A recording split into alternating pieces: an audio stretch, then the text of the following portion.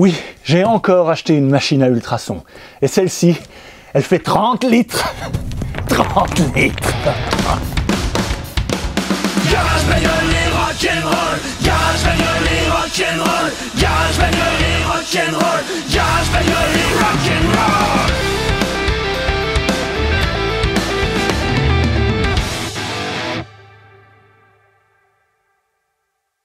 Hey, salut à tous, bienvenue sur Garage Bagnole et Rock'n'Roll, l'émission où on fait de la mécanique à domicile.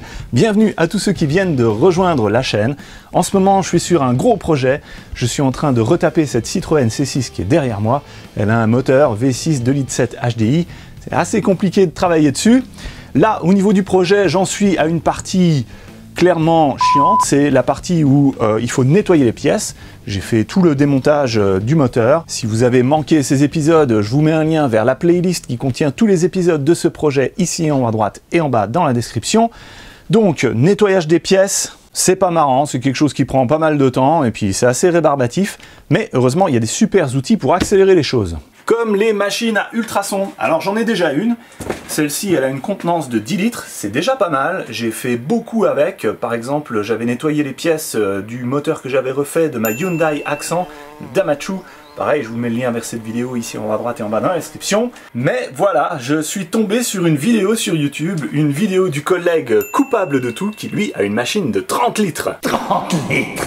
Et avec une cuve de cette taille, eh ben on peut en faire des choses, hein. Là, on peut nettoyer des culasses entières.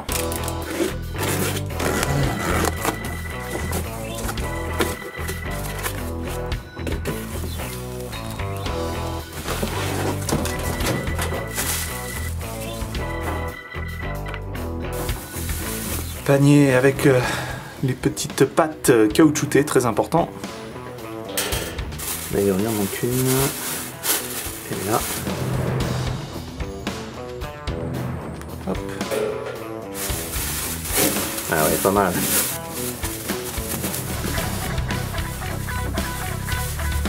Alors, est-ce que je peux mettre une culasse entière dedans? Oui. Mais est-ce qu'elle rentre complètement dedans? Oui. Je ne vais pas vous expliquer comment utiliser cette machine à ultrasons, le collègue coupable le fait très bien, d'ailleurs je le salue au passage. Et je vous mets donc un lien vers sa vidéo ici en haut à droite et en bas dans la description. Allez voir, il a de très bons conseils. Par contre, ce que je vais faire, c'est que je vais tester et comparer différents produits, en particulier ce produit rose là qui est fabriqué en Allemagne, et celui-ci, Incolor, qui est fabriqué en France. Donc on refait le match Allemagne versus France. Ces deux produits sont très chers, je vous mets les liens en dessous dans la description pour que vous alliez voir, vous rendre un peu compte du truc. Donc je vais les comparer à des recettes de grand-mère, c'est-à-dire je vais tester le liquide vaisselle, ça va servir de dégraissant, et ensuite je vais tester aussi liquide vaisselle plus vinaigre blanc, vinaigre ménager, qui va donc rendre la solution acide. D'ailleurs à ce propos, le produit français c'est un produit qui est acide, très acide. Il y a des précautions d'usage à respecter, donc gants, lunettes. Le produit allemand, j'ai pas trouvé sur la description ce que c'est. Je sais pas, c'est peut-être acide, peut-être basique. J'en sais rien. Alors ici, j'ai plein de pièces à nettoyer, des grosses pièces, comme ici, les carters d'huile, ou des petites pièces, comme ici, tout ce qui va être culbuteur. Donc pour le test, je vais juste utiliser les petites pièces comme ça, et puis je vais utiliser simplement ma petite machine à ultrasons. Et une fois que j'aurai trouvé le produit le plus efficace, je l'utiliserai dans la grosse machine pour nettoyer les grosses pièces qui sont là. Premier test, premier produit, il n'y a pas de produit en fait, c'est juste de l'eau. Donc voilà les pièces, elles sont bien crades, elles sont bien noires. Je les mets dans le panier et je garde l'ordre, parce qu'il va falloir les remonter exactement dans le même ordre. Je mets de l'eau chaude en fermant la vanne. Là, c'est de l'eau chaude du robinet. Hein. Voilà, ça fait 2,5 litres d'eau.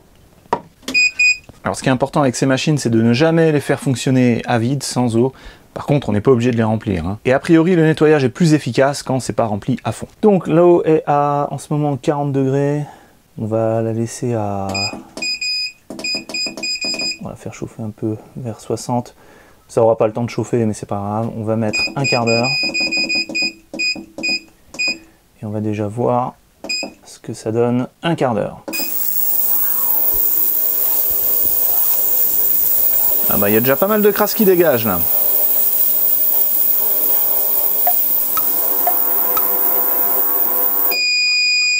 Ok, j'éteins la résistance de chauffage, regardons ce que ça donne. Et l'eau est très noire, hein.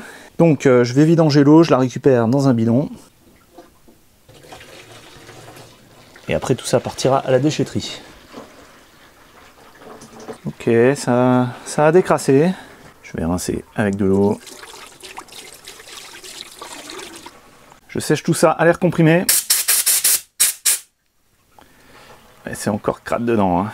Là il y a de l'huile qui est restée. Donc ça, à mon avis, il faudra que ça refasse un tour de toute manière.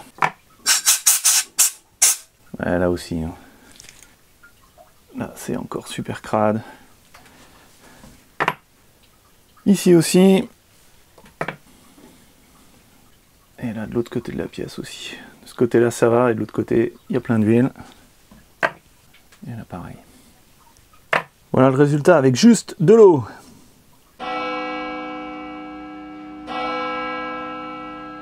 Ok, pièce suivante, je vais mettre de l'eau avec du liquide vaisselle. J'ai sorti les vis et puis j'ai enlevé les poussoirs hydrauliques de leur culbuteur. Ça devrait aider.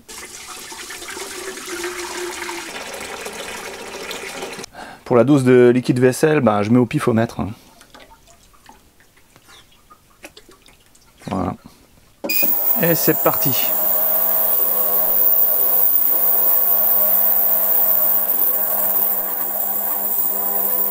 Allez, c'est terminé, vidange. L'eau est beaucoup plus sale. J'imagine qu'il y a plus d'huile qui est partie. Ok, c'est déjà plus propre. Bon, en dessous, là, il y a encore de la graisse. Il y a encore un peu d'huile là en dessous. Hein. Pas top. Là, c'est pareil. Et là aussi, il y a encore plein d'huile. Il y a encore plein d'huile dans ce culbuteur. Pas très efficace, hein. Ah ouais. C'est vraiment tout ça. Là. Bon, c'est pas dément. Bon, c'est mieux, mais voilà, c'est pas encore top au niveau dégraissage. Hein. C'est un peu plus propre.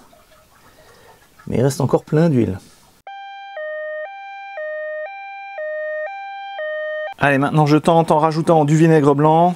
Et puis après j'arrête avec les remèdes de grand-mère. J'y crois pas trop, hein, parce que là ce qui manque c'est du pouvoir dégraissant. Et puis le liquide vaisselle apparemment, c'est pas suffisant pour la vieille huile de moteur diesel. Allez, liquide vaisselle.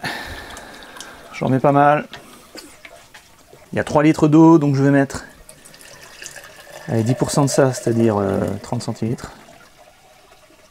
Voilà. Et c'est parti.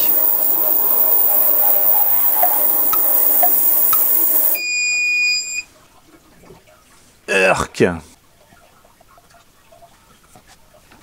Là, vu que la solution était acide, je vais bien rincer. Alors voyons voir.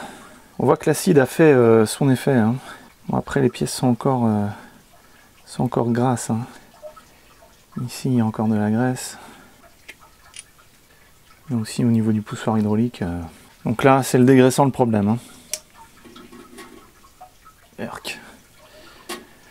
Donc ça ne va pas. En fait c'est le liquide vaisselle qui ne va pas. Hein. Parce que là je pense que l'acidité a aidé à nettoyer. En particulier sur la pièce là. Comparé à comment elle était, c'est plutôt pas mal. Et ces vis. Pour moi les produits de grand-mère là ça ne marche pas. Ça reste trop gras. Donc on va passer aux produits industriels et je commence par le produit allemand. 1, 2, 3, 4 litres. Ça se dilue à 10%, donc je mets 40 centilitres. Et voilà.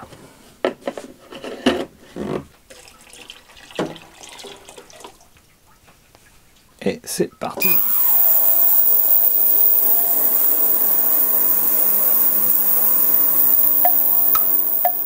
Voilà, c'est fini. Vidange.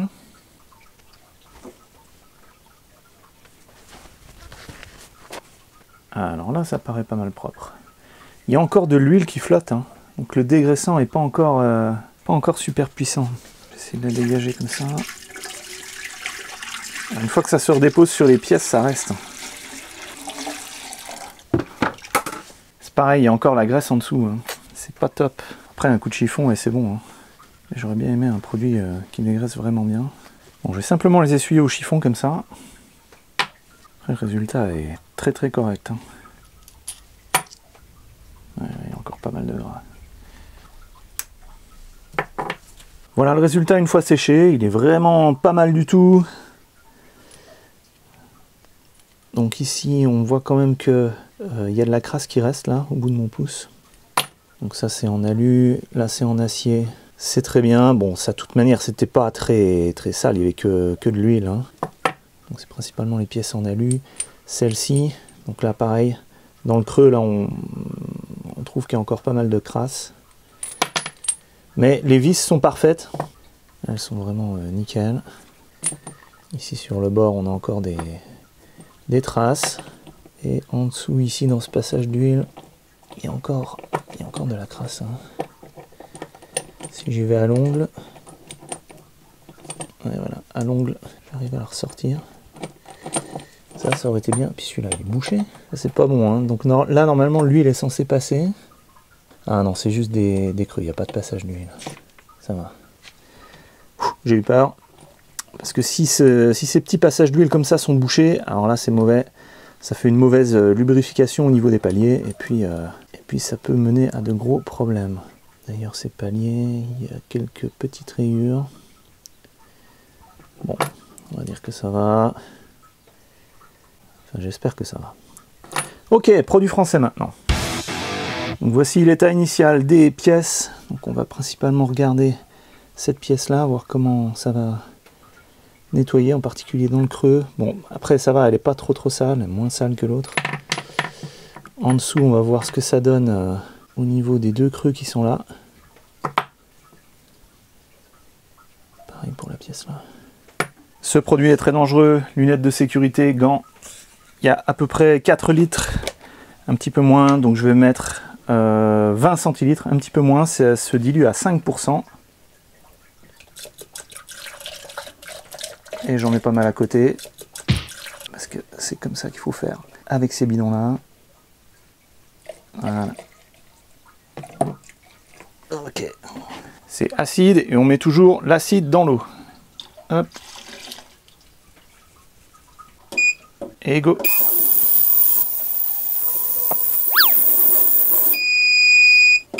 Alors le bain est moins sale, les pièces étaient moins sales aussi je pense. Elles ont l'air vraiment propres les pièces là. Je vais garder le bain là, je vais pas jeter le produit, il coûte cher. Hein. Et je vais les rincer comme ça. C'est très important de vite les rincer. Donc là il n'y a plus de gras, il n'y a vraiment plus rien. Hein. C'est impressionnant. Après j'espère que ça attaque pas trop les pièces. Bon c'est prévu pour, hein. On va dire que c'est bon. Mais là c'est vraiment impressionnant. Bon par contre là dans le creux de l'alu, ouais, c'est encore un petit peu sale. Hein. Les vis sont nickel.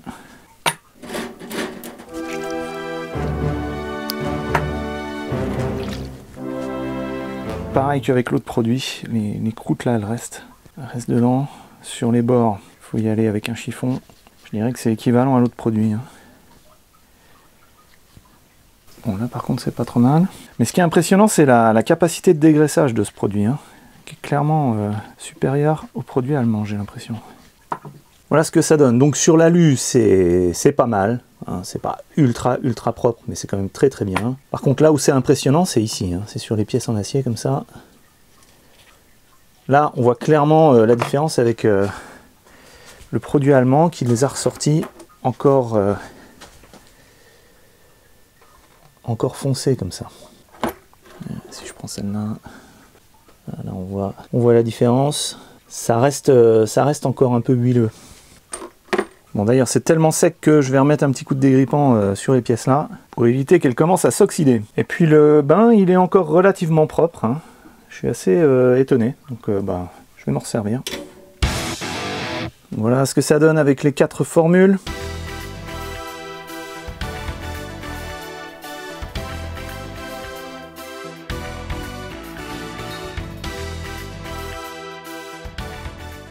Bon, maintenant je vais faire la chaîne avec le guide et puis les goupilles là, avec le produit français.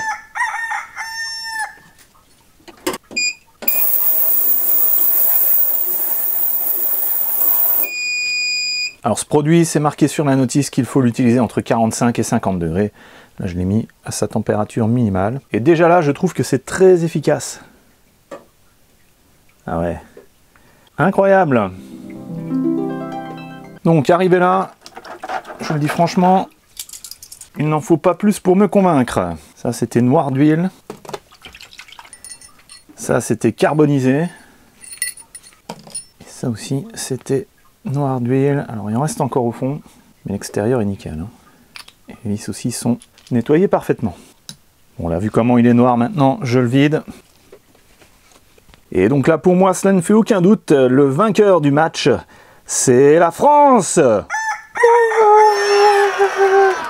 Là, l'efficacité est quand même impressionnante. Hein. Eh ben, je vais confirmer ça en faisant des nettoyages de grosses pièces dans la grosse machine à ultrasons. Je vais mettre les arbres à cam. Là, ils sont bien cracra. Alors, L et R de ce côté là-bas. Donc c'est génial, hein, ils rentrent de toute leur longueur. Les joints spi, on les dégage, il n'y en a pas besoin.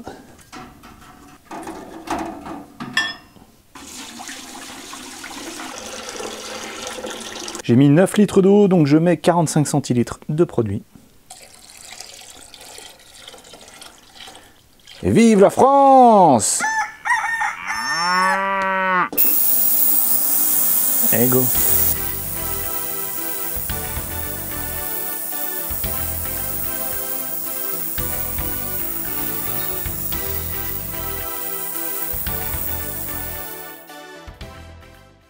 Ok. Eh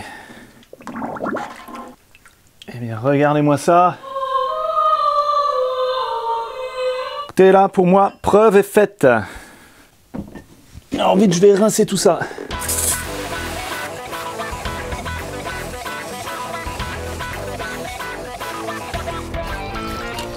Maintenant, séchage.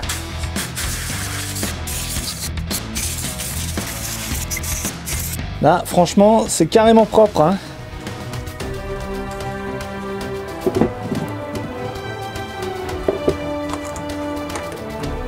Je vais tout de suite les recouvrir d'huile de moteur pour empêcher que ça rouille, parce que là, ça va rouiller très très vite.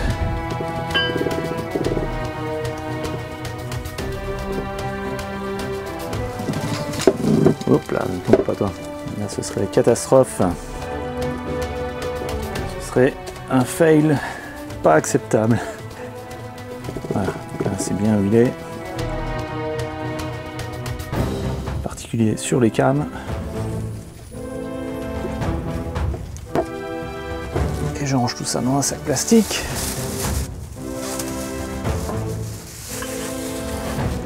Ici sur l'autre, il y avait cette zone là qui était rouillée. Et bien malheureusement, la machine à ultrasons n'a pas enlevé la rouille.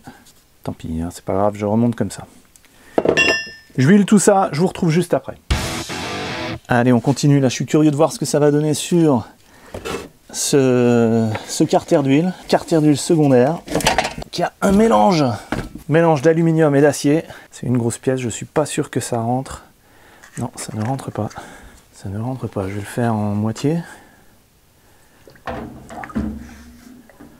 Non, il me faudra beaucoup plus d'eau. Ok, donc ça rentre pas. Qu'est-ce que je vais faire d'autre? Je vais tester sur du plastique, tiens. Par exemple, voilà, ces grosses pièces-là, c'est les admissions variables en plastique. Alors pourquoi variables? Eh bien, c'est parce que ici, vous voyez, il y a des petits clapets. Ici, là, là. Les clapets sont commandés ici par ce petit levier. Vous voyez? Et ça fait varier le débit d'air en admission. Et c'est complètement encrassé, c'est complètement noir. Donc là, ce serait intéressant de voir ce que ce produit et la machine est capable de produire sur du plastique. Je vais virer le vieux joint. Voilà. Cette admission variable, elle est commandée de manière pneumatique. Et ici, il y a un petit trou. Vous voyez pas. Ici, il y a un petit trou, il y a une membrane, hein, et ça fait une petite dépression d'air. Et c'est ça qui vient tirer le petit levier qui est là pour actionner les admissions variables qui sont là. Alors, je vais faire bien attention à ne pas faire rentrer d'eau là-dedans. Cette pièce ne rentre pas complètement non plus dans le bac, donc je vais la mettre comme ça. La vis là, je vais la mettre au fond. On va déjà d'abord faire le côté là. Et puis, il faudrait peut-être rajouter quand même un petit peu d'eau. Je vais en chercher. Du coup, je rajoute du produit. Bon, ça va être un peu au pif, hein. Voilà. Donc là, on a bien le petit tuyau en dehors de l'eau. Allez, go.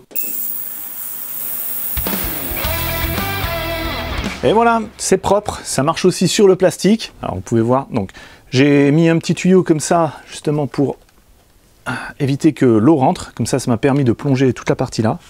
Ce qui fait que maintenant, c'est tout brillant. Regardez la belle plaque qui se trouve là. Oh. Bon, alors ici, au fond, là, c'est encore un petit peu sale. Bon, tant pis, hein, j'ai brossé. Et puis voilà. À l'intérieur de l'admission, avec l'admission variable ici, il reste quand même un petit peu de goudron au fond dans les coins. Mais voilà, tant pis, je vais le laisser. Ici, c'est quand même mieux qu'avant. En tout cas, je suis très content du résultat, ça fait vraiment plaisir de travailler avec des pièces propres. Au niveau du test des différents produits, pour moi ce qui est sûr, c'est que les recettes de grand-mère, liquide vaisselle, vinaigre blanc, tout ça, bah écoutez, ça marche pas. Ou alors j'en ai peut-être pas assez mis. Bon, à vous de me dire en dessous dans les commentaires si vous avez déjà eu des succès avec le liquide vaisselle et ou le vinaigre blanc, et peut-être aussi votre propre recette de votre propre grand-mère. Pour moi, ce qui a été le plus efficace, eh ben, c'était les deux produits industriels, en particulier le produit français, Cocorico. Donc je vous mets le lien vers ce produit en dessous dans la description. En attendant le prochain épisode, je vous laisse ici une playlist en dessous, un super épisode à découvrir. Pensez à vous abonner, le bouton est juste là. Moi c'est François, je vous dis à la prochaine sur Garage, Bagnole et Rock'n'Roll.